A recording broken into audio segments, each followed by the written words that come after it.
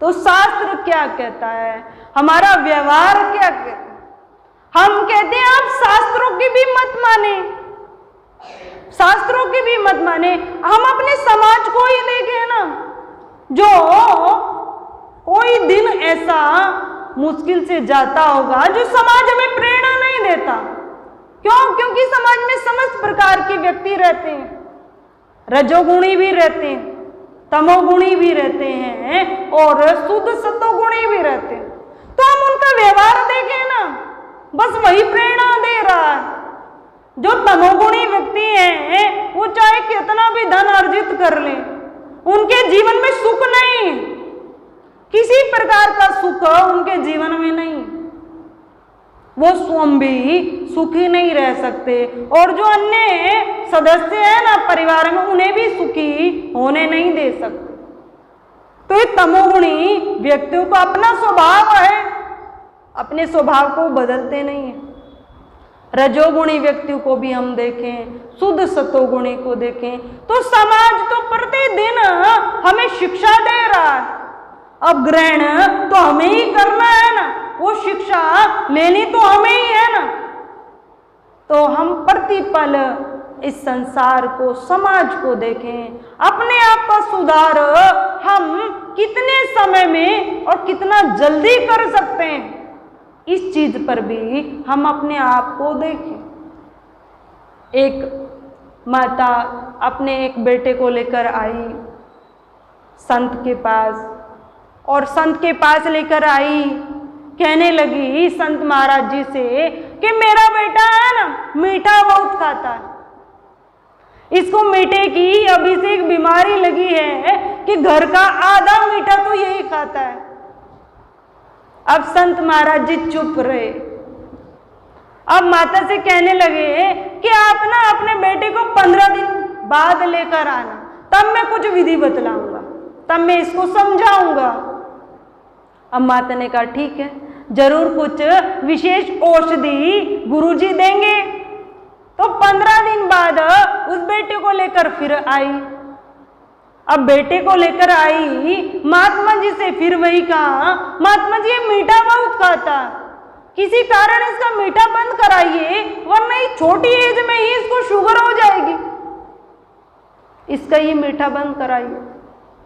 अब महात्मा जी ने उसको अपने पास बिठाया और कहा बेटा इतना मीठा क्यों खाता है? कि मुझे रुचि होती है मीठा खाने की, कि इस रुचि को ही तो इस खत्म करना है, मारना है। तो जब मीठे खाने की रुचि होती है ना तो कुछ उसके विपरीत पाया कर, कुछ नमकीन वस्तु पाया कर, मीठे को तुझे छोड़ना है। मीठा खाने से तुझे शुगर हो जाएगी। जो माता कहती थी ना दिन भर, बस वही कहा कि मीठा खाने से तुझे छोटी एज में ही शुगर हो जाएगी।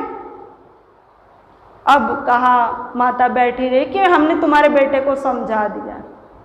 अब उस समय तो कुछ नहीं कहा, मन में विचार आया कि महात्मा जी ने 15 दिन बाद हमें बुलाया था, तो मैं तो सोच रही थी कुछ औषधि महात्मा जी देंगे, परंतु कुछ भी औषधि नहीं दी। जो मैं दिन भर बोलती हूँ ना, बस वही तो महात्मा जी ने कहा, वही शब्द कहे कि खाने से शुगर हो जाएगी इसी छोटी एज में, और तो कुछ भी नहीं कहा।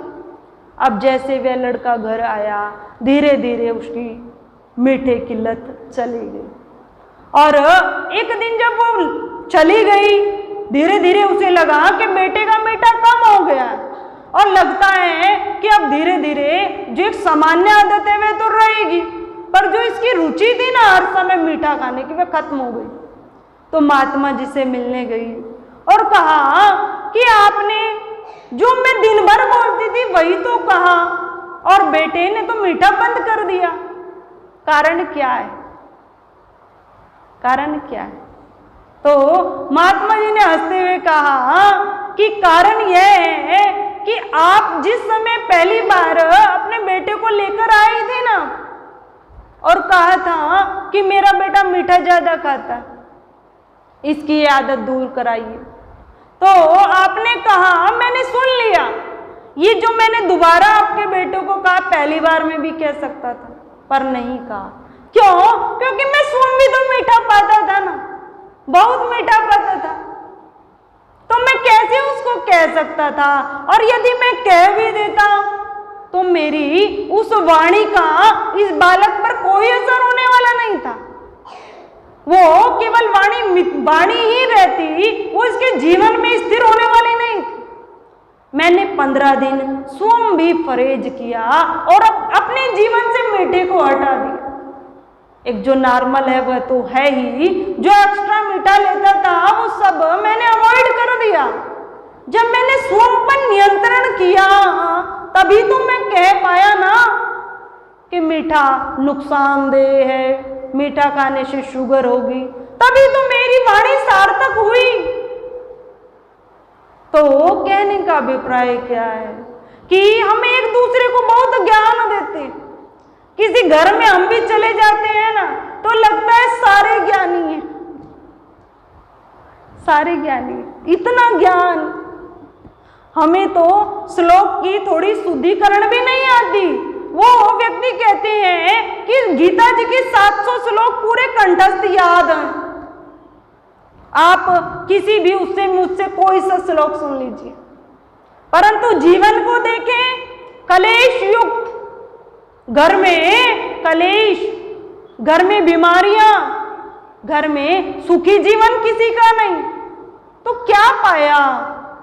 700 श्लोक कंठस्थ करने से कुछ नहीं होगा, रामायण की समझ चौपाइयों को रट लेने से कुछ नहीं होगा, शास्त्रों को पढ़ लेने से कुछ नहीं होगा। होगा कब? कब होगा? जब किसी एक ही बात को हम हृदय में बिठा लें, अपना जीवन उसके अनुसार बना लें, तभी तो लाभ मिलेगा। ये तो एक जानकारी हो गई कि हम कितने भी अर्जित करें, कोई लाभ हमें ये जानकारी नहीं दे सकती। लाभ तो तभी हो सकता है जब हम किसी एक बात पे फोकस हो जाएं, जीवन में वे हमारे आ जाए, तभी तो लाभ हमें मिल सकता। तो जितना हम सुने, जितना हम पढ़ें, उस पर विचार करें, उसको बार बार मनन करें, जिससे वे हमारे जीवन में आए, हमारा जीवन सुंदर बने। इस पर आज की चर्चा पर हम विचार करें कि संसार से हमें जितना लाभ लेना है, बस वह लाभ वास्तविक यही है कि हम अपनी मनोवृत्ति को भगवान से जोड़ दें। हर समय व्यर्था श्वास मत जाए, हर श्वास में केवल राम संबंधित चर्चा हो, केवल राम शब्द। ऐसे हम अपने जीवन को बनाएं, अपने जीवन को सार्थक करें। यही हम सबका उद्देश्य है, यही वास्तविक रूप से जीवन भी है।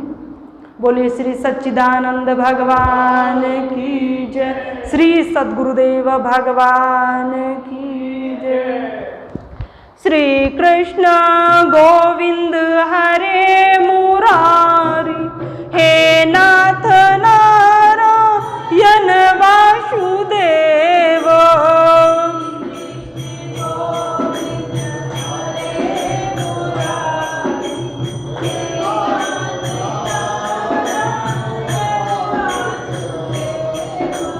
श्री कृष्ण गोविंद हरे मुरारी, हे नाथ नारायण वासुदेव।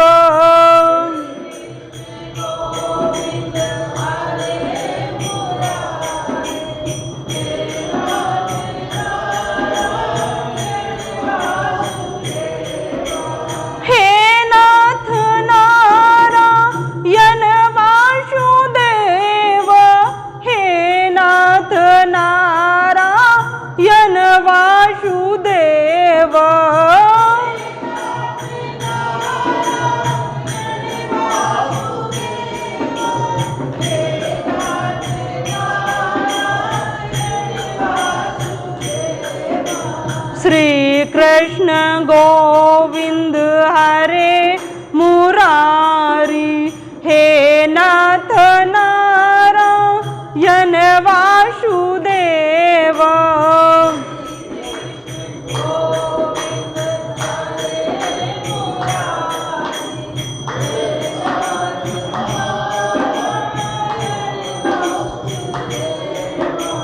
श्री कृष्ण गोविंद हरे मुरारी, हे नाथ नारायण वासुदेव।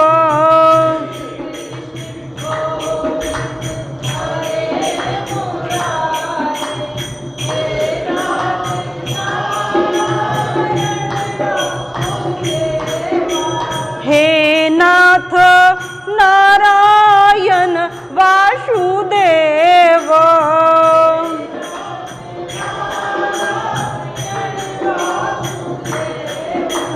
हे नाथ नारायण वासुदेव।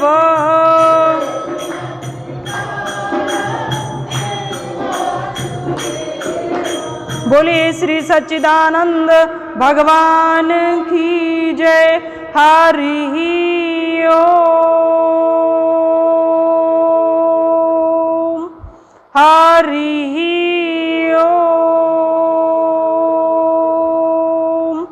हरि